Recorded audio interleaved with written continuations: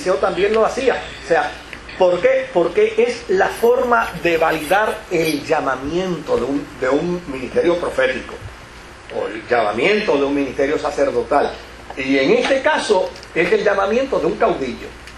O sea, si Moisés vio portentos y señales en su proceso como caudillo, Josué también vivió las mismas experiencias. Y desde luego, otra de las cosas interesantes es que así como Moisés hablaba con Dios, inclusive impartía instrucción, asimismo Josué hablaba con Dios y también hacía planteamientos. Y Dios, dentro de esos planteamientos de Josué, colaboraba con él y correspondía a su favor. Todo por una sencilla razón. Porque ambos líderes estaban sujetos al pacto.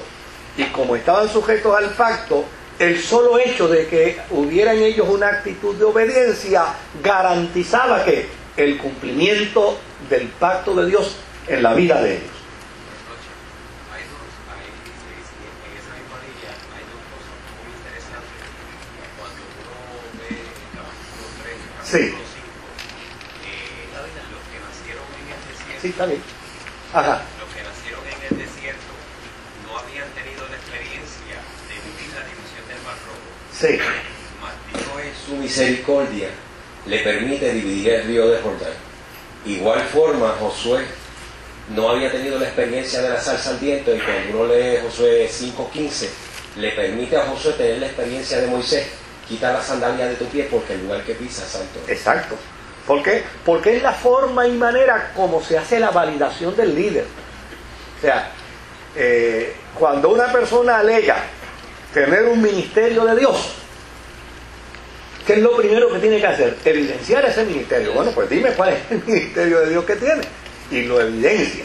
¿Ves? Ahora, cuando la persona no lo puede evidenciar, pues simplemente no puede decir que tiene X o Y ministerio. Ahora, otro elemento que es interesante es que esta experiencia de Josué, del capítulo 10, ese reloj empieza a correr y uno empieza a preocuparse por la forma en que corre, pero obviamente para no leer todo el capítulo, el capítulo 10 es la historia que demarca la invasión del pueblo de Israel hacia la región sur de Canaán, todo el sur de Canaán, que ahí existen una serie de ciudades, estados que tienen sus ejércitos, que tienen sus reyes, y desde luego esos pueblos también le fueron dados al pueblo de Israel y ellos han decidido conquistarlos. Ahora, dentro de esa batalla del sur se da lo que se conoce como el gran milagro. ¿Cuál es ese gran milagro? Pues hubo una batalla que está relatada en el capítulo 10, donde en esa batalla, al pueblo de Israel le faltaba tiempo para poder culminarla. Y como le faltaba tiempo para poder culminarla, aparece una expresión en el verso 12 y al verso 14, donde dice: entonces Josué habló a Jehová el día en que Jehová entregó al amorreo delante de los hijos de Israel, y dijo en presencia de los israelitas: sol, detente en Gabaón, y tú, luna, en el valle de Ajalón. Y el sol se detuvo y la luna se paró hasta que la gente se hubo vengado de sus enemigos. No sé si alguien tiene por ahí la Biblia de Jerusalén. Si alguien tiene la Biblia de Jerusalén a la mano, yo creo que sería bueno. Si allá me consiguen la versión de la Biblia de Jerusalén, se lo voy a agradecer, porque ahí está un poco más claro el texto y lo podemos manejar. No, está bien, aquí se consigue aquí en internet, la podemos conseguir. Ok. Cuando usted lee eso y lo lee así a prima facie, usted puede decir gloria a Dios por un milagro, ¿verdad? Pero cuando esa lectura viene a las manos de un teólogo crítico, de un analista o de una persona que conoce un poco el elemento del movimiento, ¿verdad? De la metafísica o de la física, perdón. Cuando se trabaja con eso, entonces empiezan a surgir preguntas.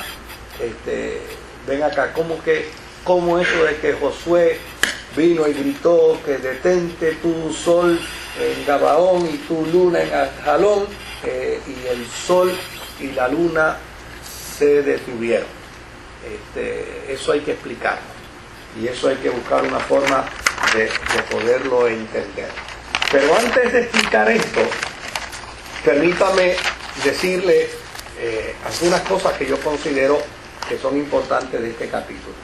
Número uno, este capítulo trata de la victoria sobre la coalición del sur, ¿verdad? Como ya lo mencionamos.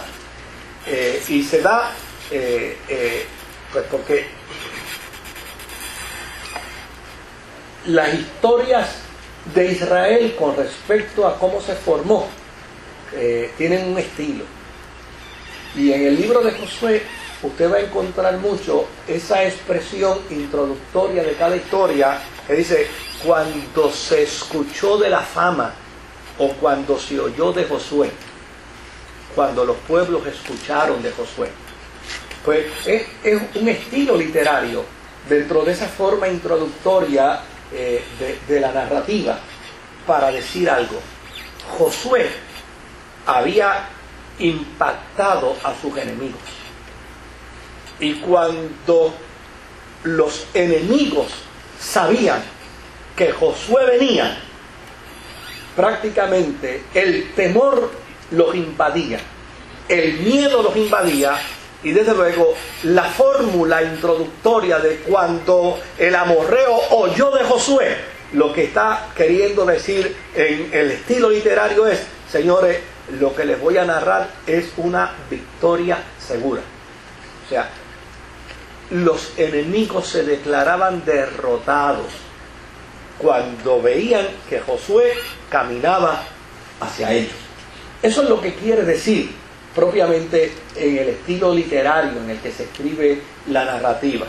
¿Por qué?